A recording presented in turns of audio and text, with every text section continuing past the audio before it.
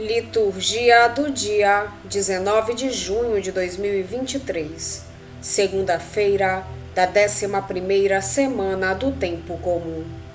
Memória de São Romualdo Abade. Primeira leitura. Leitura da segunda carta de São Paulo aos Coríntios. Irmãos, como colaboradores de Cristo, nós vos exortamos a não receberdes em vão a graça de Deus. Pois ele diz: no momento favorável eu te ouvi, e no dia da salvação eu te socorri. É agora o momento favorável, é agora o dia da salvação. Não damos a ninguém nenhum motivo de escândalo, para que o nosso ministério não seja desacreditado.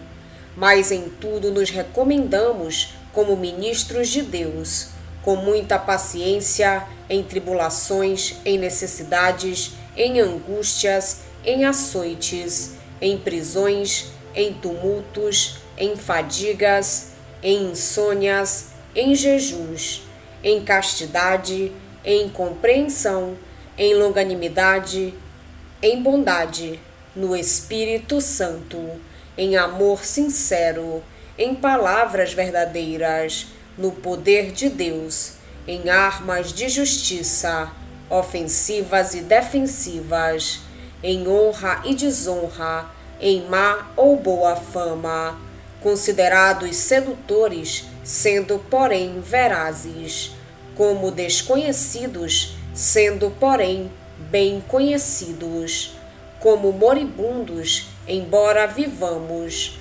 como castigados, mas não mortos, como aflitos, mas sempre alegres, como pobres, mas enriquecendo muitos, como quem nada possui, mas tendo tudo.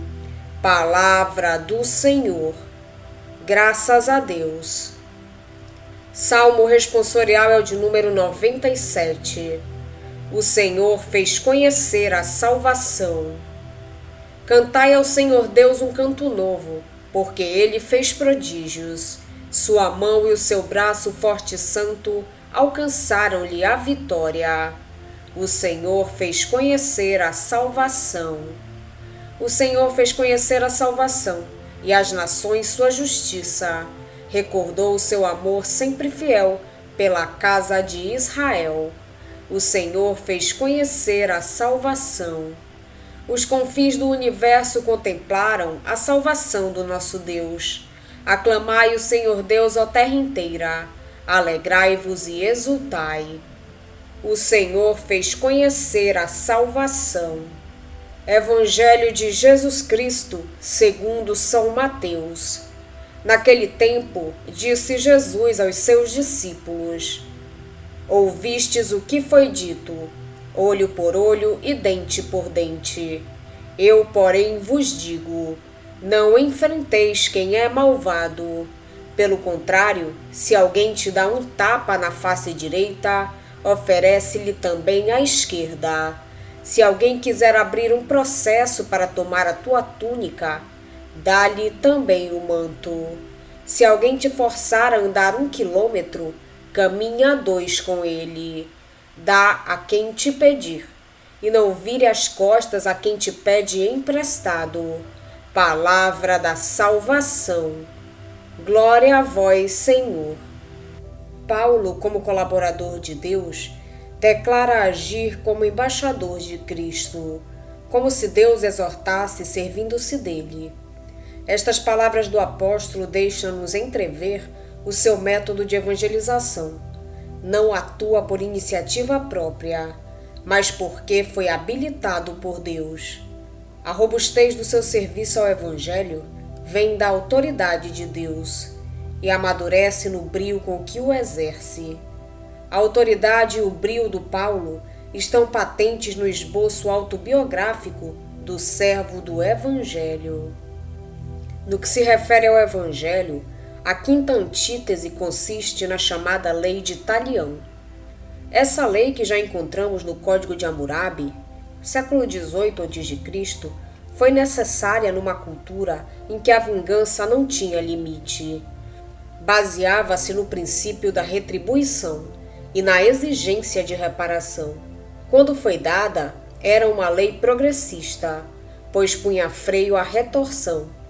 Não deve ser julgada à luz do Evangelho. Os próprios judeus se sentiam embaraçados perante tão horrendo princípio. Por isso, em vez de a aplicarem ao pé da letra, substituíam-na por sanções pecuniárias.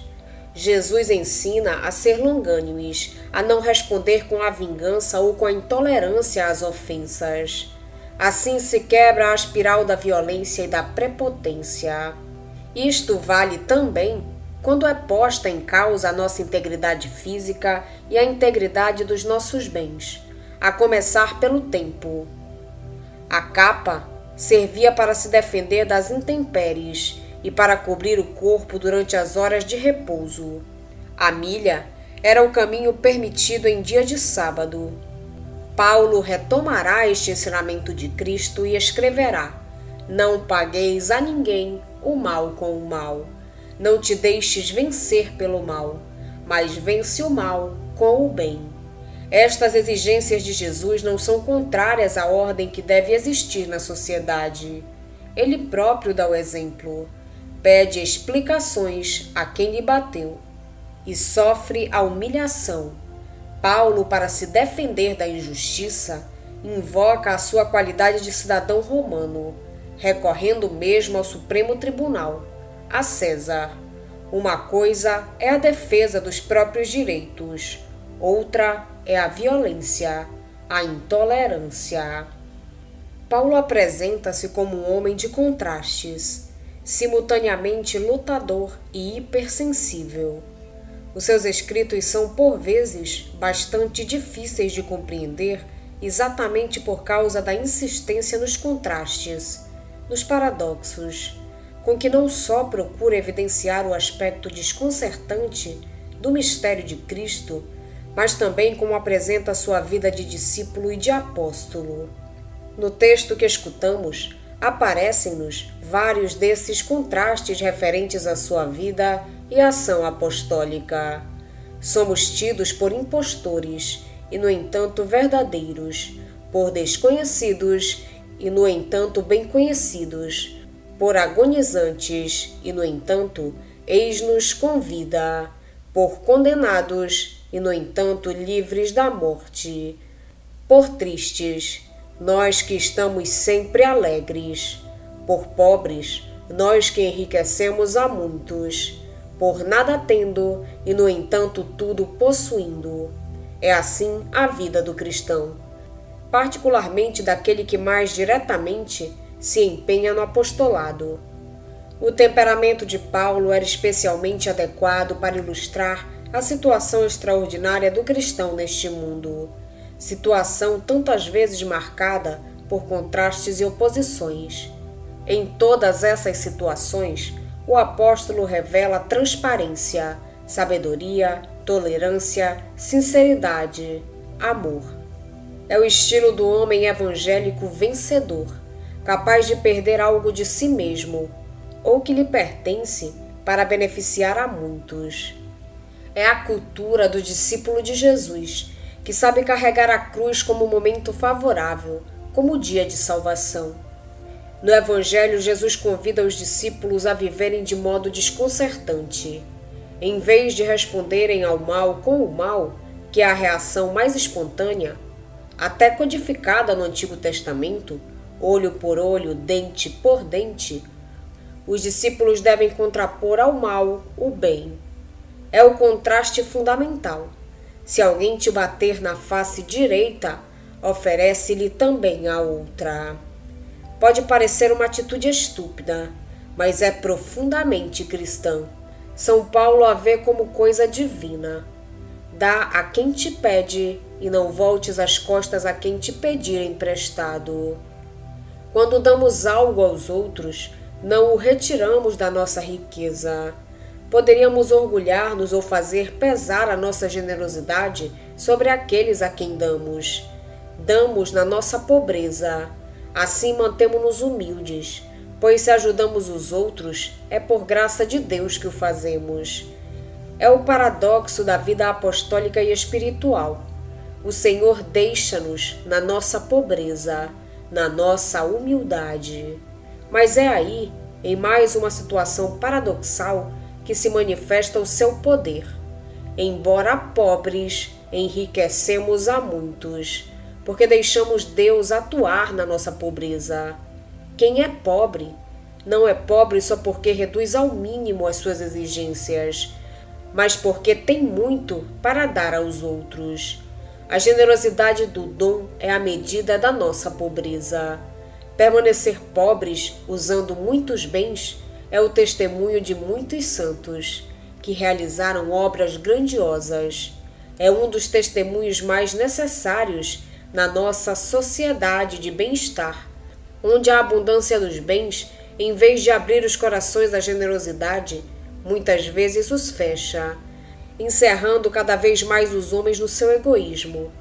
Há religiosos que, por especial vocação, se sentem impelidos a servir Cristo pobre, partilhando a condição social dos pobres e contentando-se com o que os pobres têm, partilhando a vida dos sem recursos, a sua insegurança, as suas privações, demonstram que nenhuma situação social é pobre de bens espirituais e que a bondade de Deus até se inclina sobre os pobres com predileção.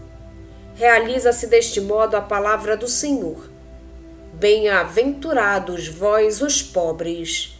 Será um anúncio credível e convincente se o religioso que o proclama demonstra com a sua pobreza que é bem-aventurado, porque é testemunho vivo de Cristo pobre, que tem predileção pelos pobres e se faz uma só coisa com eles.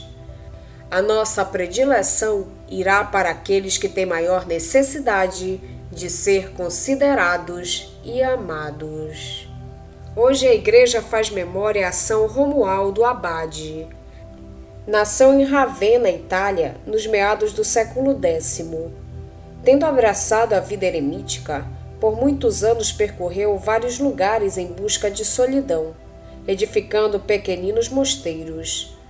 Lutou valorosamente contra o relaxamento de costumes dos monges de seu tempo, enquanto, por sua parte, progredia com empenho no caminho da santidade pelo perfeito exercício das virtudes.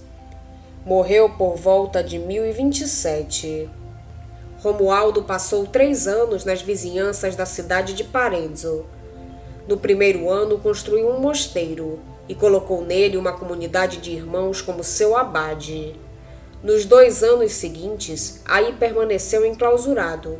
Nesse lugar, a vontade divina o elevou a tão alto grau de perfeição que, inspirado pelo Espírito Santo, previu acontecimentos futuros e, com a luz da inteligência, pôde compreender muitos mistérios ocultos do Antigo e do Novo Testamento.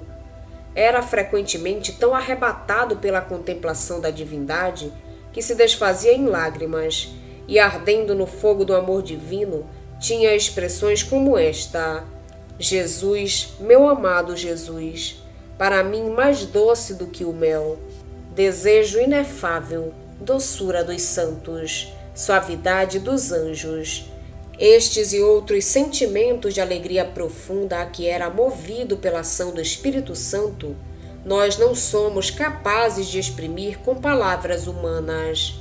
Em qualquer lugar que o santo varão decidisse morar, sua primeira providência era fazer uma cela com um altar. Em seguida, fechando-se nela, isolava-se de toda a gente. Depois de ter vivido em vários lugares, sentindo que se aproximava o fim de sua vida, voltou ao mosteiro que construía em Vale de Castro. E aí, esperando como certa a morte iminente, mandou construir uma cela com oratório, para nela se recolher e guardar silêncio até o fim. Da vida de São Romualdo, escrita por São Pedro Damião. Vamos pedir a Deus que nos auxilie no dia de hoje, para que possamos permanecer na sua santa vontade. Pedimos também a intercessão da Virgem Maria, de São Romualdo Abade e todos os anjos e santos de Deus. Pai nosso que estais nos céus, santificado seja o vosso nome. Venha a nós o vosso reino, seja feita a vossa vontade, assim na terra como no céu. O pão nosso de cada dia nos dai hoje. Perdoai-nos as nossas ofensas, assim como nós perdoamos a quem nos tem ofendido. E não nos deixeis cair em tentação, mas livrai-nos do mal. Amém. Oração. Ó Deus, que por São Romualdo renovastes na vossa Igreja a vida eremítica, concedei-nos renunciar a nós mesmos e, seguindo o Cristo, chegar com alegria ao reino celeste. Por nosso Senhor Jesus Cristo, vosso Filho, na unidade do Espírito Santo. Amém. Estivemos reunidos em nome do Pai, do Filho e do Espírito Santo. Amém. Tenham todos um abençoado dia. Fiquem na santa paz de Jesus. Se inscrevam no canal, deixem seu like e compartilhem essa mensagem com seus amigos. Um grande abraço e até o próximo vídeo.